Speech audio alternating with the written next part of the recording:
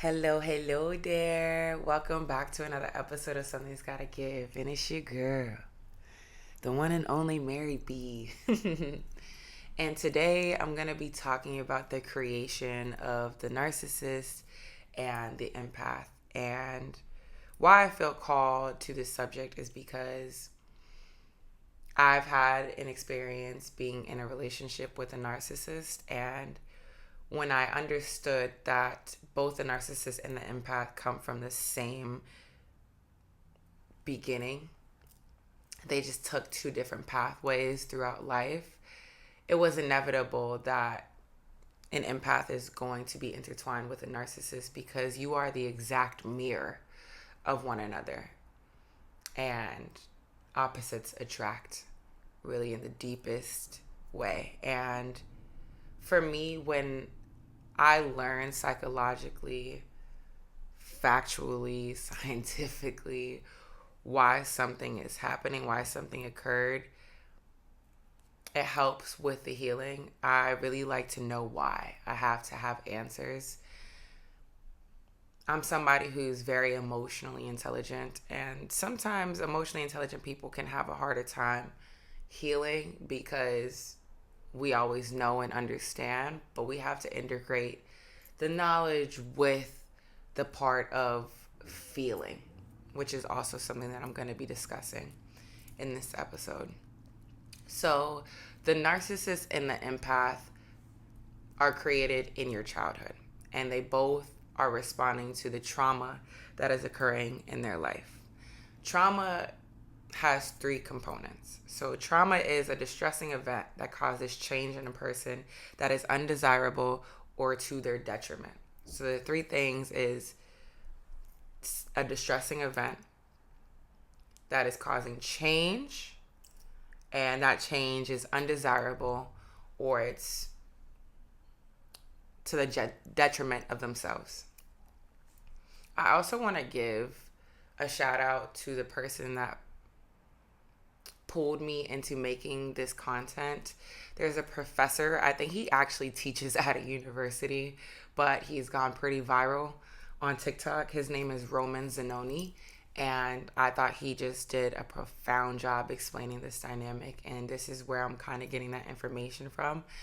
Again, like I said before, I think it's really good to continuously get information on the subject from multiple outlets and hearing different ways that people explain this so it can help to your overall understanding of what's going on with yourself and what actions you need to take to not only be honest with yourself about what's going on, but how to change if you're called to.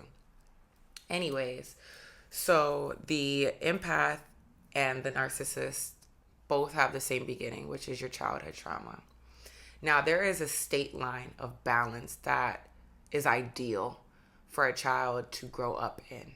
But if that balance is thrown off, there's two things that can happen. A person can fully embrace their ego because they're doing that in a way to take ownership with themselves because nobody else is taking notice to that person. And when a person becomes full of ego, they take the ego path. Now, the other way is for someone to let go of their ego entirely and tend to everything that is around them. So they have completely let go of the knowing of the self, which is the path of empathy.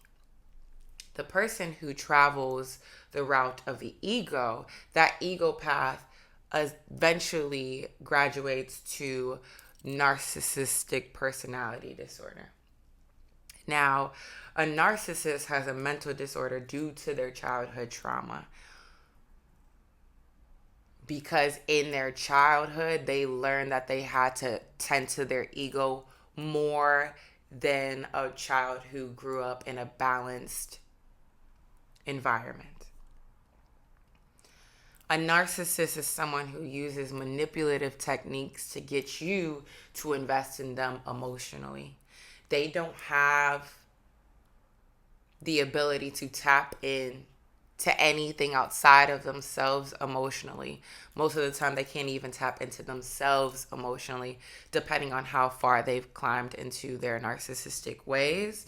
The more they become rooted in their narcissistic personality, the less emotional availability they have, because ego is not empathetic.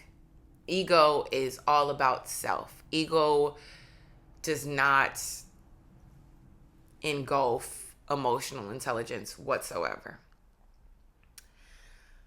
The narcissist can't even truly have the space to love in the way we're taught what love is. They can't love like how we read in romance books or what we see in movies or relationship examples that are healthy and solid, because ego does not know love, because love is a selfless act when done in a healthy manner. So they can't love, they can like you. And when they seem like they're in love, it's really just an obsession with you. There is no self-sacrifice with them. And sacrifice is required when true love is in the picture. So because they're not capable of doing these things, they cannot properly love. Which is why the love bombing stages with the narcissist are so extreme. Because it's an act. It's a mask. And so it's easy for an empath to be sworn in by a narcissist, because we let go of ourselves.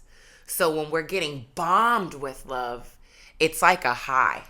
It's a high that we never really get to experience. We don't have self-love. So to be able to receive that abundance of love from someone else, this has to be real, right? Because we've never known it. So it's easy for us to fall into that trap. Two major signs of what a narcissistic personality has. These are just two. There's a plethora of signs of red flags that a narcissist person has. But the biggest, coming from Roman Zanuni, who's a professor, he says that there is a lack of empathy and there is a lack of accountability. Lack of empathy, again, goes from the fact that at their childhood, they let go of the emotion of being able to feel for others because they needed to tend to themselves. And the lack of accountability, because ego does not hold themselves accountable to anything. And essentially, the narcissist cannot heal, because healing takes vulnerability and honesty with your life and what's going on. Because a narcissist cannot be accountable for their own actions, they can't heal. So you can guide them into seeking help from a therapist, or watching this video that I took this information from, or getting them self-help books. They are going to get that information and use it to their benefit on how they can manipulate people some more, or manipulate the situation of whatever they're in to make it seem like they are the victim, because that's what they learned in their childhood, and that's going to be what they carry on throughout their lives. Now, if somebody has already reached the point that they're a full-blown narcissist, this can continue to grow. And what that looks like is you have your covert narcissistic person, and you have your overt narcissistic person.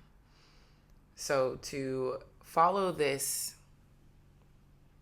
diagram that I have in front of me, and if you can't see, you're listening through this by audio, imagine that I'm climbing up a tree branch. So the beginning is a balanced equilibrium in your childhood.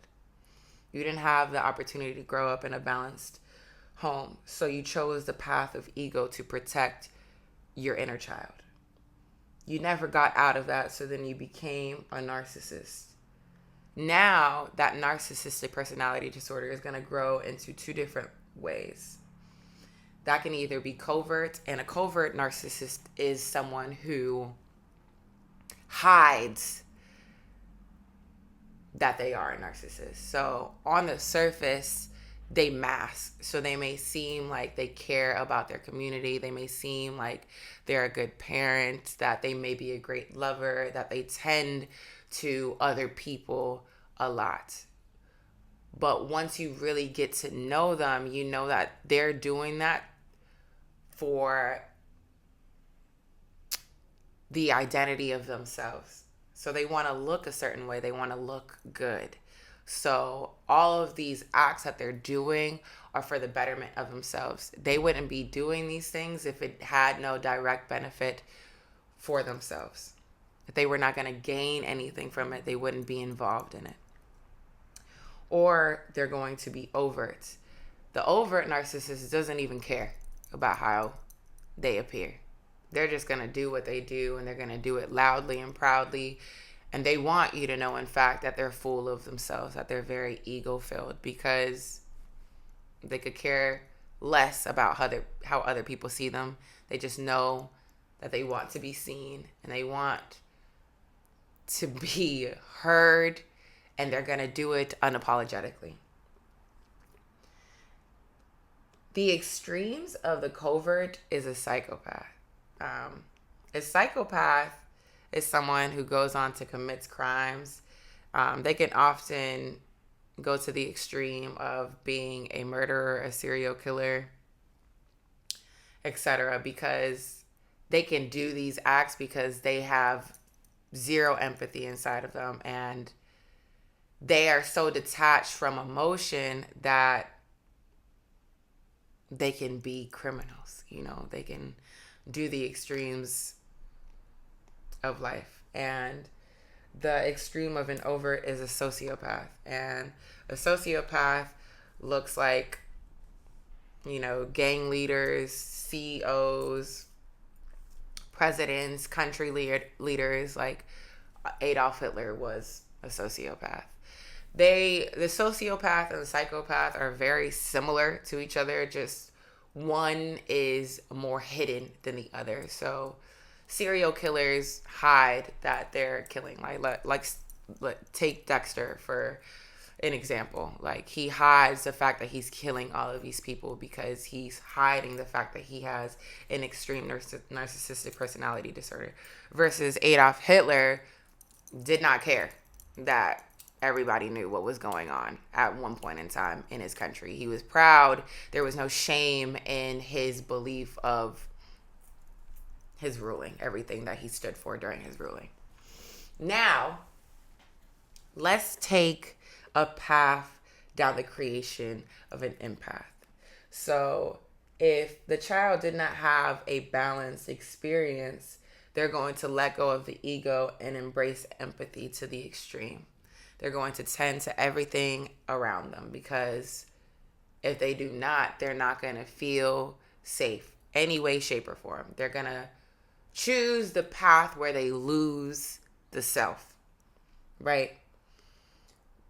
Continuing down that path is what creates CPTSD, which is complex trauma disorder. When a person gets into adulthood and they realize that they have extreme PTSD and all of this trauma that they keep reliving was really formed in their childhood, they're going to adapt into either an anxious attachment style or an avoidant attachment style. Anything that an empath experiences comes from the base of fear. Our childhood was so extreme and so unsafe that throughout our entire lives, we are deeply connected with fear. So everything in life we take in as dangerous. And so with the anxious personality disorder, we get very attached. very quickly. We're like, oh my gosh, I love you. I want to be connected to somebody. I want to be seen. I want to be heard. I want to be felt. I want to be acknowledged. I want notoriety. I want to experience a family. I want kids. I want everything that I did not have in my childhood. But the moment we get it and it feels a little too good, a little too real, we hit the feet. We start running away. We sabotage what it is that we desire because we fear that sooner or later this is going to lead to, there's no way that this can be solid. This is no way that this can be good. This is no way that this can be real, because we never had a healthy example of something being good, whether that be with your friend, with your job, or with a partner. So we bounce back and forth from being overly anxious in a situation to avoiding the situation overall. But that's tied into anxiety, period. We're just too anxious about a situation, period, whether we're too connected to it or we want to leave it. We bounce back and forth from these extremes. So being in a relationship myself and not being aware that I took that route since I was a child because I became an empath and I took on the anxious personality disorder, I would be in a relationship and I would want and I would yearn for all of these great emotions. And then once I got it, it was an extreme high that I would purposely sabotage it because I didn't want someone else to have the opportunity to hurt me first. So I took on the liberty of hurting myself because the empath does not have any love for the self. It's sad, but it's true. Now, if you took on the path of being an avoidant person, you just avoid connection overall. You're an extreme hermit. You don't like to involve yourself in relationships. You push on faults to other people to overall not connect at all. But you're doing that because you think it's a way to protect yourself, because you're tired of being let down, because that's what you experienced in your childhood was abandonment, neglect, not being seen, just no love there because you did not have love. You do not know how to love yourself. The good thing about the empath is because we do have an extreme awareness of emotional intelligence. We just don't have it for ourselves. We can teach ourselves how to love ourselves. And I know visually what we consume on social media or what's kind of baseline for self-love, that looks like spa days, tending to yourself physically. So going to the gym, taking care of your skin, making sure you dress to the way you desire, to make sure you're cleaned and just have like a good relationship with your body. That's kind of like the baseline. And that's how I started with my way of self-love, was discovering my style, discovering how to take care of my natural hair, how to tend to my skin, how to learn how to spoil myself materialistically. So taking myself to get, facials or anything that I could spend money on. But money is kind of just a baseline of love. That's also coming from a trauma response, because when I had moments where I was connected with my father, or moments where I was connected with foster parents or my adoptive mom, I was love bombed with material needs. So if my foster parent got their check from taking care of me, that's the moments where we would go shopping. So I learned that clothes is a form of love. That's very surface level. Love looks like standing up for myself. And in order for me to know how to stand up for myself, I have to know what's making me uncomfortable in the first place. And honoring that little voice that comes up and tells me I don't want to be in this in the first place. As someone who learned how to dismiss my inner voice very early on because I needed to tend to other people to make sure my life was okay, it took a long time for me to notice what that voice is saying and to honor what that voice is saying. But now that I'm in a good relationship with myself because I've learned how to embrace stillness, I have learned how to implement deep love for myself. And deep love for myself is now trusting that I know what's best for myself, trusting that sometimes putting up boundaries is not going to look nice for other people. But sometimes you can't really care about how others are going to perceive you.